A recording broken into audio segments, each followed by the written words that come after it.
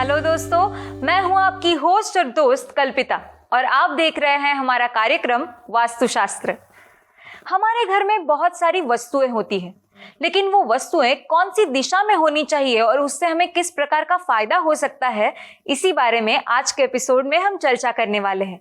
इस पर हमें मार्गदर्शन करने के लिए हमारे साथ मौजूद है celebrity vastu astro expert, tarot card reader, healer और मेडिटेशन गुरु डॉक्टर विजय केसवानी जी, जो पिछले 30 साल से वास्तु एक्सपर्ट है और जिनका नाम world book of record London में आ चुका है। वेलकम डॉक्टर विजय केसवानी जी, आपका हमारे वास्तुशास्त्र के मंच पर बहुत बहुत स्वागत है। धन्यवाद। आज हम बात करेंगे वस्तुएं और दिशाओं के बारे में। तो वास्तुशास्त्र में दिशाओं का बहुत ही ज्यादा महत्व होता है, ये तो हम सभी जानते हैं। तो हम आपसे ये जानना चाहेंगे कि कौन सी दिशा किस तरह से महत्वपूर्ण होती है। देखिए कल्पिता जी, हर दिशा का अलग अलग महत्व है जी। पूर्व दिशा आपको देती है स्फूर्ति, पावर, अच्छी तरह से सोचने समझने की क्षमता जी, अपने चीजों को ऑर्गेनाइज करने की क्षमता। तो यह सब हमें पूर्व दिशा यानी ईस्ट डायरेक्शन से मिलता है, बिकॉज सूर्य की वहां से रोशनी मिलती है जी। और कॉस्मिक रेज जो है वो हमेशा स्फूर्ति से बड़ी रहती है। इसकी वजह से सेहत भी अच्छी रहेगी, सोच भी सही रहेगी और सही लोगों के साथ आपके कांटेक्ट बनते हैं। जी। फिर अब हम आएंगे साउथ ईस्ट डायरेक्शन पे। साउथ ईस्ट जो दक्षिण पूर्व दिशा है, वहां पे साउथ यानी नेगेटिव फोर्सेस भी हैं, ईस्ट यानी पॉजिटिव फोर्सेस भी हैं। तो इस दिशा में शुक्रदेव हैं जी। शुक्रदेव आपको देते हैं luxurious lifestyle, name, fame, abundance, लेकिन हमेशा प्रॉस्पेरिटी के साथ।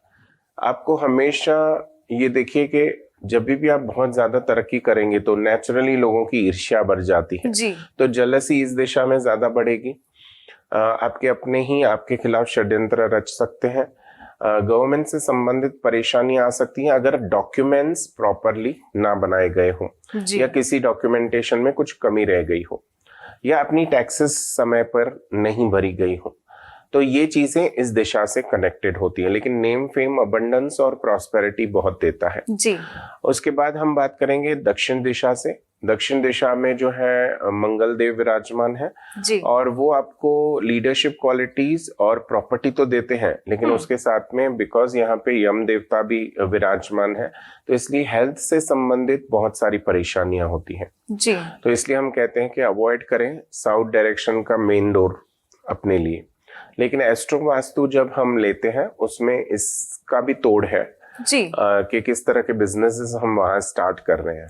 ठीक है, अब हम बात करेंगे नैऋत्य दिशा जो कि है दक्षिण पश्चिम दिशा। बिल्कुल। इसमें होते हैं राहु और केतु। इसे राक्षस प्रवृत्ति भी कहा जाता है इस दिशा में, लेकिन साथ ही साथ इसमें पितृदेव भी विराजमान है तो उनका आशीर्वाद लेकर इस दिशा को आगे बढ़ाया जा सकता है। लेकिन मेन डोर का एंट्री अगर आपको इस दिशा में मिल रहा है तो चांसेस हैं आपके ऊपर ऐसे कर्जे हों जो आप चुका ना पाए जी।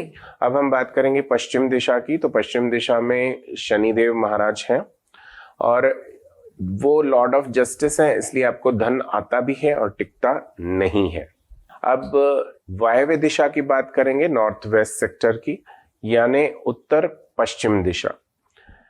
इसमें आपको अपॉर्चुनिटीज आती हैं लेकिन आकर चली जाती हैं तो ये आपके ऊपर निर्भर करता है कि ऐसे कौन सी रेमेडीज करें जिससे कि अपॉर्चुनिटी जब आ रही है तो हम उसे ग्रैब कर सके, उसे पकड़ सके और आगे जीवन में बढ़ सके। बिल्कुल। इस दिशा में एक और चीज है कि अगर आपके वीजा या गवर्नमेंट से रिलेटेड फॉरेन के कोई डॉक्यूमेंट्स पेंडिंग हो तो इसको एक्टिवेट करके हम सचमुच बाहर जा सकते हैं। जैसे मैंने गुजरात में आनंद शहर में किसी का विजिट किया था जी। और उनके घर, he was very filthy rich person. उनको प्रॉब्लम ये था कि कम पढ़ाई होने के वजह से वो वर्ड्स का एक्सेंट नहीं समझ पा रहे थे, उनकी लैंग्वेज बैरियर यही थी जी। तो इसकी वजह से पहले ही 2 बार टेस्ट में वो फेल हो गए थे और तीसरी बार वो नहीं करना चाहते थे। उनके अंदर डर बैठ गया था कि अगर ये बार हुआ तो मैं जिंदगी भर अपने परिवार से नहीं मिल सकूंगा। उनके परिवार के सभी लोग वहां शिफ्ट कर चुके थे, सिर्फ यही जो बुजुर्ग पर्सन थे वो यहाँ पे ही इसलिए रहते थे जी। हालांकि उनके पास धन दौलत ये वो सब था, लेकिन परिवार तो परिवार होता है। तो उसके बाद जब हमने उनके इस डायरेक्शन को उनके बंगलों में एक्टिवेट किया, आप यकीन नहीं मानेंगे, वह पर्सन गुजरात से फोन पर भी मुझे थैंक्स बोल सकता था, उसका हो गया काम जी। But he came all the way from Gujarat in his car to say thank you to Mumbai.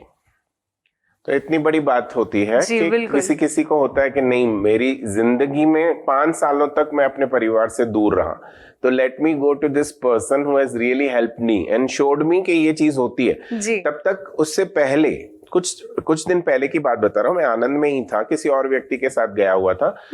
तो ये इनका फ्रेंड्स ग्रुप था और इन्होंने वास्तु एंड एस्ट्रोलॉजी का मजाक उड़ाया था। अच्छा। उसी पर्सन की बात बता रहा हूँ। But since he was knowing, धीरे धीरे कभी कभी ऐसे होता है ना कि आपके पहले के एक्सपीरियंसेस अगर बुरे हैं तो आप उसी तरह से सोचने लग जाते हो कि बस वास्तु एस्ट्रोलॉजी को उसी काम का नहीं होता है, क्योंकि आपको सही मार्गदर्शक मिला नहीं है। राइट।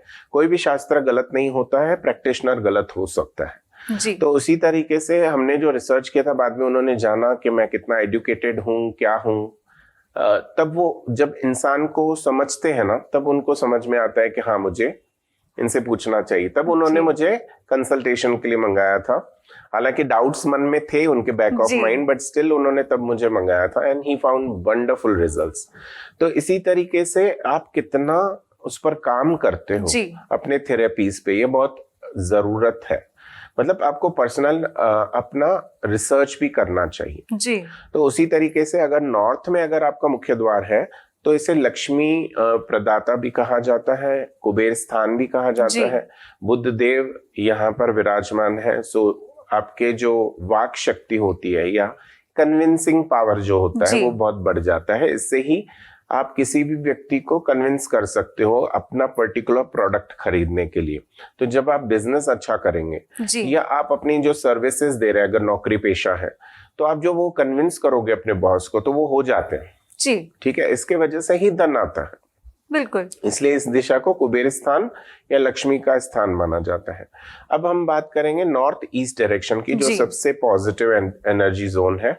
इसमें उत्तर दिशा की मैग्नेटिक एनर्जी भी है और पूर्व दिशा की सनलाइट और कॉस्मिक एनर्जी भी है। जी। तो इस दिशा में जब ये आपका मुख्य द्वार है, उसमें कुछ लोकेशंस हैं, उसमें भी 9 अलग अलग जोन्स हैं। जी। तो उसमें कुछ जोन्स आपके लिए फेवरेबल होते हैं एज पर द 81 ग्रिड, जिसमें अलग अलग देवी देवता विराजमान है। जी। तो उसके अनुसार अगर आपका मुख्य द्वार नॉर्थ ईस्ट में है तो आपके घर में धन दौलत भी आएगा। बृहस्पति जी की कृपा से आपको दैवीय कृपा प्राप्त होगी। घर में सभी लोगों के एक दूसरे के प्रति बर्ताव अच्छा होगा, संस्कार अच्छे होंगे। जी। फोकस रहेंगे बिजनेस में। इस तरह की अच्छी चीजें होती हैं। जी बिल्कुल। सर, मैंने बहुत बार ऐसा सुना है कि वास्तु दोषों को दूर करने के लिए बहुत से लोग एक विशिष्ट दिशा में एक विशिष्ट पेंटिंग लगाते हैं। जी। तो क्या ये सही है और वो कौन सी पेंटिंग्स होती हैं? बहुत अच्छा सवाल है कल्पिता जी। लेकिन मैं पहले आपको ये बता दूं कि कौन सी फोटोज या पेंटिंग्स नहीं लगाने चाहिए। जी बिल्कुल। ऐसे फोटोज या पेंटिंग्स जिसको हम मॉडर्न आर्ट तो कहते हैं, लेकिन जिसमें कोई घड़ा वगैरह टूटा हुआ हो। जी।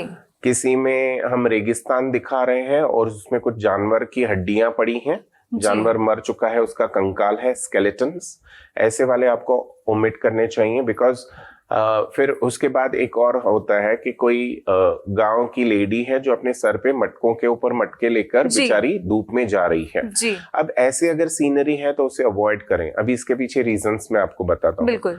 पहले वाला जो मैंने आपको बताया कि अगर मटका टूटा हुआ है, यानी घर में अभी का अभी कुछ ना कुछ ऐसा उपद्रव हुआ है, ऐसा कोई नेगेटिव फोर्स आया है जिसकी वजह से घर में कुछ बहुत ही अपशकुन वाली चीज हुई है। जी। वो ज्यादा करके जो ये तीनों फैक्टर्स जब मैंने किसी क्लाइंट के यहाँ देखे थे तो मैंने उनसे रिक्वेस्ट किया था कि आप इसे चेंज करवा दो, लेकिन उन्होंने कहा कि मेरे इंटीरियर डिजाइनर ये 25 लाख की पेंटिंग मेरे घर में अभी अभी लगवाई है, मैं कैसे चेंज कर दूं। तो मैंने कहा कि वो आपकी चॉइस है, लेकिन मुझे ऐसे लग रहा है कि क्योंकि मैं इंट्यूटिव भी हूं, तो मैंने उन्हें कहा कि यहाँ पे किसी की डेथ हो सकती है सिर्फ एक पेंटिंग की वजह से। तो उन्होंने तब ये बात नहीं मानी थी और आप यकीन नहीं मानेंगे, काफी सालों के बाद मुझे ये पता चला कि वह व्यक्ति 8 दिन के अंदर मर चुका था खुद ही। जिन्होंने कहा ना he was the main owner, जिन्होंने कहा था कि मैं ये पेंटिंग कैसे चेंज कर दूं, 25 लाख की पेंटिंग है जी। तो देखिए कभी कभी बहुत सारी चीजों को हमें समझना होता है कि इसकी मीनिंग क्या है। जी। आप ऐसे ही मॉडर्न आर्ट करके उस चीज को लगा देंगे, एग्रीड के आर्ट फॉर्म में होगा, मैं उसके लिए ना नहीं कह रहा हूं, लेकिन ये आर्ट फॉर्म अगर आपके लिए घातक है तो इसे हटाना ही बेहतरीन है, चाहे वो कितने करोड़ों रुपए की भी हो। बिल्कुल।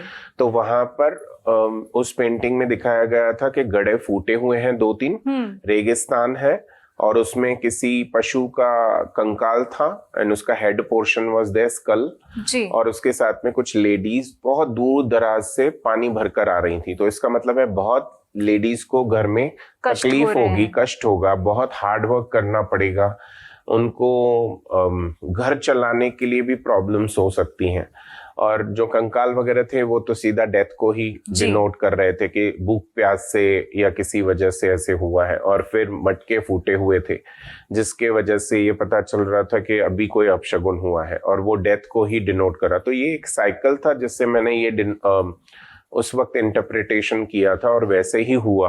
हालांकि बहुत जल्दी हो गया था, लेकिन मुझे पता नहीं चला था क्योंकि मैं उस व्यक्ति के संपर्क में नहीं था, क्योंकि जब वो चेंज ही नहीं कर रहे हैं ये चीज तो मैं आगे वास्तु करूं क्या, करेक्ट, मतलब ही नहीं है। बिल्कुल। तो इसकी वजह से फिर मैंने उनको छोड़ दिया, क्योंकि हर चीज का सिर्फ बस रेमेडी करते रहो ऐसे नहीं होता है। कुछ चीजें जो हम कर सकते हैं which is the bad element present over there, तो उसको हटाना बहुत आवश्यक होता है जी। तो इसी तरह की कुछ चीजें होती हैं।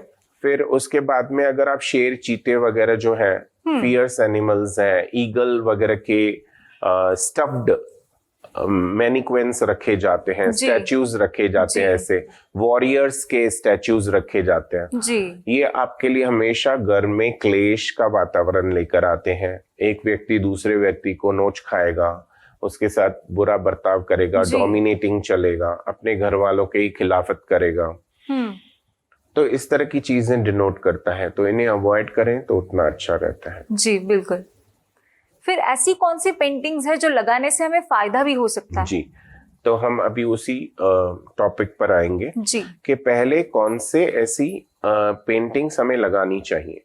अगर आप बेडरूम में अपने पेंटिंग्स लगा रहे हैं और आप दाम्पत्य जीवन में है, शादीशुदा है, तो वहां पर अगर आप किसी तरह का रास लीला जैसे राधा कृष्ण जी की और उनके सखियों की होती है जी। उस तरह की, या डांडिया रास खेलते हुए कुछ अच्छे जोड़ों को दर्शाते हो, या फ्लावर्स की कोई पेंटिंग हो, या स्वान्स की कोई पेंटिंग हो, ये बहुत अच्छा होता है कि वो हस्बैंड और वाइफ के बीच में अगर मनमुटाव भी है तो फाइनली दे कम टुगेदर, उनका रोमांस या प्यार आपस में बढ़े, एक दूसरे के लिए स्नेह बढ़े बेसिकली, इसलिए इसे दर्शाया जाता है। और ये आप अपने बेड के ठीक पीछे ही लगाते हैं, चाहे कोई भी डायरेक्शन हो, लेकिन बेड के बैक साइड में इसे लगाया जाता है। उसी तरह से लिविंग रूम में नॉर्थ सेक्टर में अगर वहां पर कोई वाटरफॉल, जो वाटरफॉल डायरेक्ट धरती पर नहीं आता हो बट थोड़े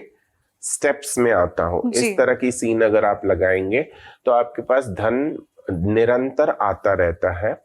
और अगर आप इसे डायरेक्ट वाटरफॉल, एक ही झटके में पानी नीचे गिरता हो कहीं पर, ऐसा वाला वाटरफॉल अगर रखेंगे तो धन आएगा और चला जाएगा, टिकेगा नहीं। लेकिन when it comes like this in the form of different shapes और स्टेप्स, तो वो धन आता भी है और टिकता भी है। ठीक है। लेकिन अगर यही नॉर्थ सेक्टर आप अपने बेडरूम में भूल से एक्टिव कर दोगे तो वहां पर झगड़े शुरू हो जाएंगे, because high water zone in the bedroom is not recommended. थोड़ा सा water is okay but not big water. जिसे छोटा सा पॉन्ड दिखाया उसके अंदर स्वान्स हैं, तो इट इज स्मॉल वाटर। ये समझने वाली बात है कि बिग वाटर अलग होता है, स्मॉल वाटर अलग होता है। सी दिखाओगे तो इट्स बिग वाटर, वेल दिखाओगे यानी बावड़ी तो छोटा पानी है ना। So that way we have to understand it is big water element और स्मॉल वाटर एलिमेंट। ये भी एक अलग से कंसेप्ट्स हैं जो हमें समझनी पड़ेंगी। बिल्कुल। तो वहां पर रूम के अंदर ये प्रॉब्लम दे सकता है। जैसे फिश एक्वेरियम, ठीक है, मछलियां रखते हैं, golden fishes and black fishes को combination in the north sector, तो बिकॉज वो मूव करते हैं, मूवमेंट होती है उनके अंदर, इसके वजह से धन आपके पास आता है। और जल जो है वो सपोर्ट करता है नॉर्थ एलिमेंट को जी। इसके वजह से हमारे पास धन निरंतर आते रहता है। लेकिन अगर इसको ही आप बेडरूम में इंट्रोड्यूस कर दो तो हस्बैंड वाइफ कुछ ही दिनों में आपस में लड़ने झगड़ने शुरू करेंगे। So avoid any type of fish aquarium over there. इसी तरह से सीनरी, अगर आपको अपने बच्चों के कमरे में शादी उनकी करानी है, शादी के लायक है, नॉर्थ वेस्ट वाले कमरे में, नॉर्थ वेस्ट वाली दीवार में, ठीक है, ये व्यय वाली है, वायव्य दिशा कहते हैं, आउटफ्लो, ठीक है। यहां पर अगर आप दीवार पर, अगर आपकी बेटी है तो डोली जाते हुए उसका फोटो होना चाहिए जी। अगर बेटा है तो वो घोड़ी पर दुल्हन को लेकर आ रहा है, ऐसे इनसाइड फोटो आनी चाहिए। ऐसा आपको वहां पे पेंटिंग लगानी चाहिए या फोटोग्राफ, जैसे भी आपको ठीक लगे। तो ये शादी के योग बनाते हैं, सही लाइफ पार्टनर्स को लाइफ में अट्रैक्ट करते हैं जी। इसी तरह से अगर आपको धन बहुत ज्यादा चाहिए तो आपको लोटस की पेंटिंग्स लगानी चाहिए उत्तर दिशा या ईशान्य दिशा में जी। तो इससे बहुत फर्क पड़ता है। सूर्य की, उगते हुए सूर्य की पेंटिंग, उगते हुए जी, सनसेट लगा देते हैं बहुत लोग, फिर कहते हैं कि हमारा तो उल्टा हो गया, बिकॉज आपने सनराइज नहीं लगाया, सनसेट लगाया है, उग नहीं रहा, अस्त हो रहा है। ठीक है, ये समझना पड़ता है, क्योंकि जब सूर्य पहले निकलता है तो उसकी रेज कुछ अलग होती हैं, जब वो डूब रहा होता है तो बहुत ही रेडिश हो जाता है। बिल्कुल। तो वो देखना पड़ता है, समझना पड़ता है। तो लोग वही मिस्टेक करते हैं कि उगते हुए की जगह सनसेट वाली फोटो लगा देते हैं। तो वहां पे आप पेंटिंग या फोटोग्राफ उगते हुए सूरज की लगाएं और आपके घर में सबकी सेहत बढ़िया रहे। हम सभी चाहते हैं कि हमारे घर में जितने भी लोग हैं उनका स्वास्थ्य बहुत ही अच्छा रहे, और हम जितना अच्छा खाना खाएंगे उसी तरह से हमारा स्वास्थ्य होगा। तो हमारा जो घर का किचन है वो कौन से दिशा में होने से हमें बहुत ज्यादा फायदा होता है? किचन हमारा साउथ ईस्ट डायरेक्शन यानी आग्नेय दिशा में होना चाहिए, जिसे दक्षिण पूर्व दिशा कहते हैं। इसमें जब गृहिणी खाना पकाती है तो वो हमेशा पूर्व की ओर फोकस करके रहे, उसी दिशा में देखनी चाहिए। ये बहुत इंपॉर्टेंट है। अगर वो रॉन्ग डायरेक्शंस में उनका प्लेसमेंट होगा, जिस खाना पकाते वक्त अगर गलत दिशा में वो मुख करके खड़ी हैं, तो उनको पेट के नीचे जो बॉडी पार्ट्स हैं उसमें कुछ ना कुछ प्रॉब्लम्स कंटिन्यूअस होती रहती हैं। अच्छा। हाँ, तो पेट से संबंधित प्रॉब्लम्स, हिप्स से, हिप बोन से संबंधित प्रॉब्लम, फिर उसके बाद में नी जॉइंट्स और पैरों की एड़ियां, इन सब में कुछ ना कुछ दिक्कतें आती रहती हैं। जी सर, किचन की तरह ही हमारे घर में बहुत ही महत्वपूर्ण होता है हमारे घर का मंदिर। तो घर के मंदिर की दिशा कौन सी होनी चाहिए? घर का मंदिर सबसे पॉजिटिव दिशा में रखा जाता है, जहाँ पे अगर हम कुछ भी पूजा पाठ करते हैं या कोई विश मांगते हैं वो जल्दी मैनिफेस्ट हो जी। तो इसलिए ऐसे ईशान्य कोण, जिसे हम उत्तर पूर्व दिशा भी कहते हैं, इस डायरेक्शन में होनी चाहिए जी। जब आप पूजा पाठ कर रहे हैं उस वक्त सभी तब आपका मुख जो है वो ईस्ट की तरफ हो और देवी देवता वेस्ट की तरफ देखेंगे। इस तरह से प्लेसमेंट रखनी है जी। हमारे मंदिर के अलावा हम घर में बहुत ज्यादा देवी देवताओं की फोटो भी लगाते हैं, तो क्या मंदिर के अलावा और जगहों पर देवी देवताओं की फोटो लगाना सही है? बिल्कुल नहीं, बिकॉज आपको अपने घर में एक ही जगह में देवी देवताओं को रखें और कोशिश करें कि आपके कुलदेवी कुलदेवत के साथ में सिर्फ एक ही भगवान को फोटो रखिए या मूर्ति प्रतिमा, जो भी ठीक लगे वो आप रखिए। अगर आप पूजा पाठ कर सकते हैं निरंतर, उन्हें कुछ भोग लगा सकते हैं जी। तो आप मूर्ति रखिए, क्योंकि उसको बॉडी है, उनका शरीर है जी। और अगर आप नहीं कर पाते, आप बहुत बिजी रहते हैं या किसी कारणवश नहीं कर पाते जी, तो तभी आपको वहां पर फोटोग्राफ के रूप में या पेंटिंग के रूप में रखना चाहिए जी। और इसका ये मेन तात्पर्य है कि देवी देवता तो हर जगह है, ईश्वर तो हर जगह विराजमान है जी। लेकिन उसको हर जगह में वो फोटोग्राफ लगाकर किसी आप कोई चीज सिद्ध नहीं कर लेते जी। और एक ही जगह में होगा तो उसका पूजा पाठ सही ढंग से होगा। बिल्कुल। इतने 10 जगहों में अगर आप रखोगे, कभी आप उसको धूप दीप कर रहे हो, कभी नहीं कर रहे हो, आप किस अवस्था में वहां पर हो, फिर लेडीज के प्रॉब्लम्स भी होते हैं।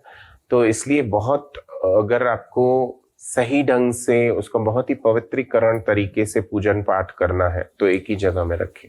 सर, देवी देवताओं की तरह एक हमारे घर के जो बड़े बुजुर्ग होते हैं जो अभी इस दुनिया में नहीं है, वो चले गए हैं, उनकी फोटो हम घर में कहाँ पर लगाए या नहीं लगाए, इनमें बहुत ज्यादा कंफ्यूजन हो जाता है, तो इसके बारे में थोड़ा बताइए। देखिए, पहले तो बुजुर्गों का, अगर आपके जो एंसेस्टर्स हैं जो अभी नहीं रहे हैं जी, अगर उनका आपको फोटो लगाना है तो पहले तो वो छोटा होना चाहिए, बहुत बड़ा नहीं रखें। और इसे हमेशा साउथ वेस्ट डायरेक्शन में, जो पितरों का स्थान है वहीं पे रखें। जी, साउथ वेस्ट नैऋत्य दिशा मानी गई है, दक्षिण पश्चिम दिशा है, इसी में आपको लगाना चाहिए। आपके लिए आपके पूर्वज भगवान समान हो सकते हैं, लेकिन देवी देवता और भगवानों के बीच में फिर भी डिफरेंस रहता ही है जी, इसलिए दोनों को इकट्ठा हमें ईशान्य कोण में नहीं रखना चाहिए, मंदिर में नहीं रखना चाहिए जी, ऐसे बुजुर्गों के फोटोज ना रखें जी, क्योंकि अगर जो अनटाइमली डेथ से गुजर गए हैं या उनको बहुत ही कष्ट पीड़ा के बाद उनकी मौत हुई है किसी भी कारणवश, तो उनकी अगर आप फोटोग्राफ या मूर्ति या जो भी आपने बनाया है तो वो अगर आप डिस्प्ले पे रखोगे, उसी तरह की ऊर्जाएं आपके वास्तु में फैलेंगी जी, और वो आपको भी कष्ट आगे देंगी ही, चाहे वो आप चाहें या नहीं चाहें, क्योंकि उनकी ऊर्जा वहां पे फैलेगी। जी, बिल्कुल।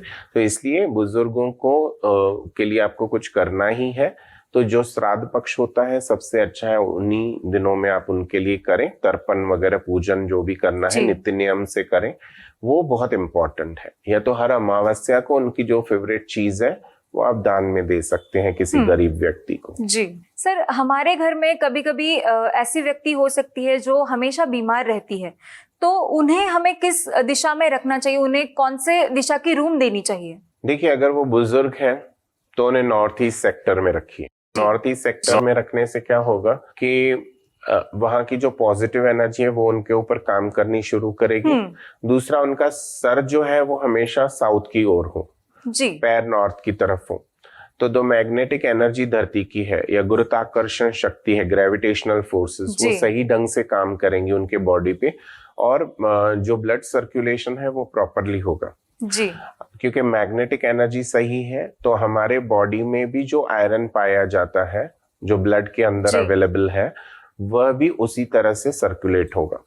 दूसरा ये है कि एक शास्त्रीय उपाय भी साथ में बता देता हूं कि 8 गोमती चक्र उनके बेड के पास में आप ठोक दीजिए खीले के साथ, या तो स्टिक फास्ट के साथ में चिपका दीजिए उनके बेड पर। जो नीचे निचला होता है ना, जो निचला हिस्सा होता है बेड का, उस पर आप चिपका दीजिए and you will see beautiful results in a small amount of time.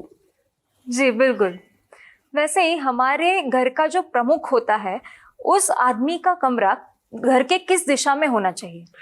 देखिए, बड़े बुजुर्ग जो हैं या घर का जो मेन मेंबर है या मेन अर्निंग मेंबर है, उनको हमेशा साउथ वेस्ट का कमरा देना चाहिए क्योंकि वहां पर ऐसी ऊर्जा होती है, बहुत सी टाइप ऑफ एनर्जीज, ताकि वो बाकी पूरे घर पर नियंत्रण रखते हैं, कंट्रोल में रहता है, घर थोड़ा व्यवस्थित रहता है, कहने का मतलब है। उसी तरह से अगर फैक्ट्री है, ऑफिस है, हॉस्पिटल है, कुछ भी है, तो वहां के एडमिन्स जो है, सीईओज जो है, मैनेजर्स जो है या मेन जो ओनर्स हैं, उनकी केबिन वहां पर होनी चाहिए। जी सर, कई बार ऐसा भी होता है कि हमारे घर के जो लड़के लड़कियां होती है जो विवाह इच्छुक है, लेकिन बहुत प्रयास करने के बाद भी उनका विवाह जो है वो नहीं हो पाता है, तो क्या इस प्रॉब्लम में भी दिशाएं काम कर सकती हैं? बहुत ज्यादा काम करती हैं।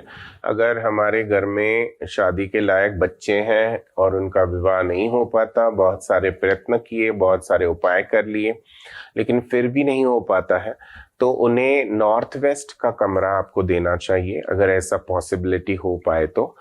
या अगर नहीं हो पाता है तो आप जहां पर वो सो रहे हैं उसमें नॉर्थ वेस्ट दिशा में उन्हें सुलाएं और मोस्टली वो नॉर्थ वेस्ट को ही फेस करके रहें। और जैसे मैंने आपको बोला कि अगर लड़की है तो डोली जाते हुए फोटो लगाना है नॉर्थ वेस्ट में, और अगर लड़का है तो डोली लाते हुए या घोड़ी पर अपनी विवाहिता को लेकर आ रहा है। इस तरह की अगर हम सीनरी, फोटोग्राफ्स आजकल तो गूगल वगैरह का जमाना है, तो इजीली आपको बहुत सारी इमेजेस मिल बिल्कुल। जाती हैं वर्ल्ड वाइड, तो आप उसमें से लोड करके और प्रिंट आउट निकाल के भी लगा सकते हैं। And this works very nice. और ये शुक्रवार के दिन ही अगर उपाय करें तो इसके रिजल्ट्स और बढ़िया आते हैं।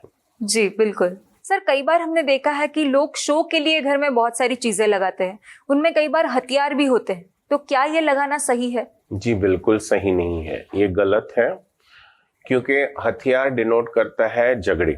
जी ठीक है, उसमें से फिर अगर अपने राइफल्स वगैरह इस तरह का कुछ लगा दिया तो वो है सीधा सीधा कि दूसरे को आपने खत्म कर दिया है या दूसरे ने आपको खत्म कर दिया है। जी ठीक है, तो इस तरह के हथियार नहीं रखें, क्योंकि ये आपके जीवन में इस तरह के एलिमेंट्स, इस तरह के लोग आकर्षित करेगा जिनका हम ऐसे कह सकते हैं कि जिनका क्राइम रिकॉर्ड हो, या जी। जो व्यक्ति आपके जीवन के लिए सही नहीं हो, तो ऐसे लोगों को आपके जीवन में आकर्षित करेगा और ये ठीक नहीं है। और दूसरी बात ये है कि आपके बच्चे भी बड़े होकर इन तरह के फील्ड्स में जा सकते हैं जी जिनका क्राइम से रिलेटेड कुछ लेना देना हो, या उनका बैकग्राउंड उस फील्ड से हो, या वहां पर रहने वाले जो व्यक्ति हैं वो एक दूसरे के खिलाफ हो जाए और कभी एक दूसरे को खत्म ही कर दें या किसी का मर्डर भी कर दें। जी इस तरह के एलिमेंट्स आपके घर में मौजूद हो जाएंगे।